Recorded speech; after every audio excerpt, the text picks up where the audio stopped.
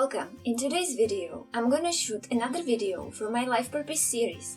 This video is gonna be also oriented on the secondary life purpose or your occupation. The problem with finding your secondary life purpose is that you have to know yourself. And the problem is that most people don't know themselves. I know it sounds a little strange. Most people don't even know what they like and don't like and why. And so I'm gonna focus on today, things which push your buttons.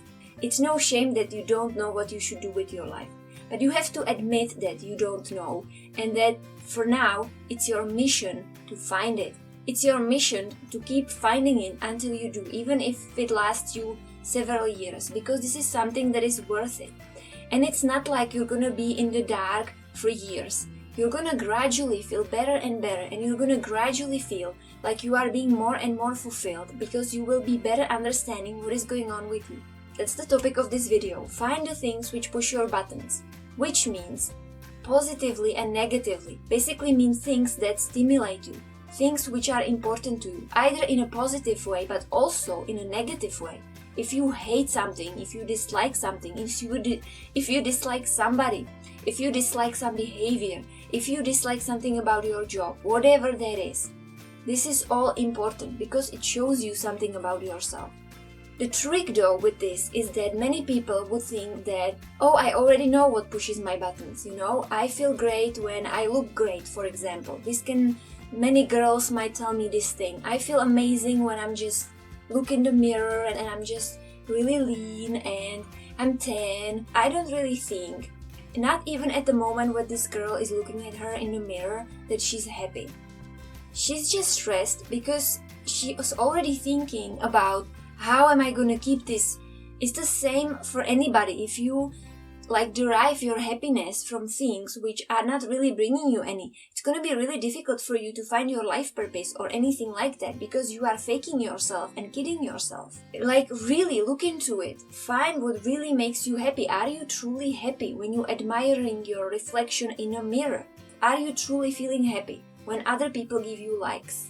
Is this really fulfilling for you? Do you feel fulfilled by that? Or do you feel empty after that? Do you feel like you're gonna have to maintain it or chase it even more? Sometimes you might think like you like something, but you don't, because it's just a result of social conditioning. Just because everybody else is traveling, I have to be traveling as well. Just because everybody else looks happy with their friends, I have to have a ton of friends. Just because everybody else looks happy when they are self-employed, then I have to be self-employed. And if I'm not self-employed, then I'm gonna be really unhappy. Maybe you are happy working in an office, who knows? Maybe you are happy doing manual labor. I remember when I was in high school, I had this job which I loved. And it was a job where I was doing a cleaning lady. And there's a stigma about cleaning ladies that it's like this easy job and anybody can do it. I genuinely enjoyed that because usually it meant that I was by myself. I was moving the whole day. What would people tell me if I told them? They would be like, what? Are you kidding me? Such a horrible job. And I would tell them, no, but it's fulfilling. I love it. Sometimes you might love something and it might be totally off for most people and they might tell you that it's crazy, But to admit it to yourself that you like something and your buttons are being pushed by something. Sometimes you might feel like you want to desperately fit into some shoes and you don't really fit in there. How do you want to know what it would be your life purpose if you're not even able to admit these things to yourself? Sometimes something might be pushing you negatively and you don't want to admit it to yourself. Imagine a situation, you are earning a lot of money. You have so much money that you can buy anything. People are envious of you. But inside you feel like I knew some people like this. This is not the case with everybody, but usually they work a lot. They work 24/7. And they have some really serious health issues.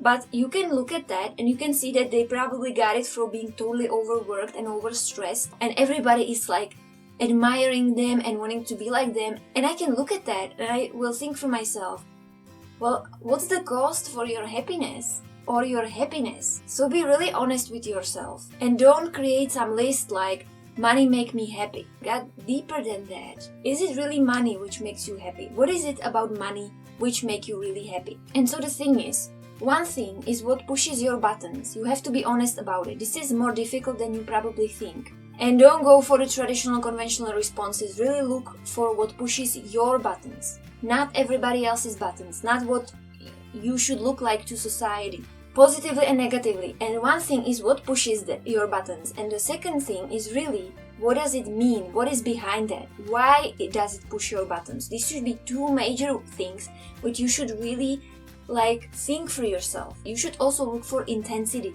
I would start with things which pushes your buttons the most. They're probably gonna be the most important, and they're gonna be the most wisdom behind that. Then go to the smaller ones, because in the smaller ones you will learn that there is also reflected the issues which were behind the bigger ones, and you will suddenly start to see yourself as this complex human being, which is really everything is interconnected within you. And maybe you felt like, oh, this pushes my buttons because of this reason, and this pushes my buttons because of that reason, and this is totally minuscule, but in reality what you will find is that everything is really connected, and that these things have more in common than you maybe thought.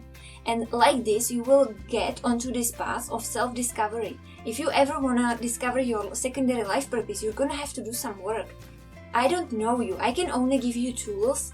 You know the old story about don't give me fish, just teach me how to catch a fish? So that's basically what I'm doing. I'm not giving you fish. I'm not giving you knowledge about yourself because I don't have that. You have that. You maybe don't even know that you have that, but you do. I totally understand if this is hard for you. You gotta understand that we are really conditioned by society from the way how we are raised when we go to school. Maybe you wanna study something, but they tell you, no, now we are studying this. So whether you like it or not, you have to be studying this, what the teacher tells you. You are not asked to get to know yourself, to get to know what pushes your buttons. And there are reasons for that. Society has to function somehow. This is the way how our society functions. But now is the time to really find yourself and reinvent yourself and really find your own way if you want to do what would be fulfilling for you. If you feel like I'm not helping you with this Life Purpose series, I will be really happy if you let me know and I can figure it out. It doesn't have to be like me just giving you something and you not having any use from that. I want you to have use from that. So that's everything from my today's video. I hope you enjoyed it. I will be so happy if you subscribe to my channel or give this video a thumbs up or share it with somebody who also doesn't know what is their life purpose. And that's everything from me. Have a nice now, and I will see you next time with my next video. Bye!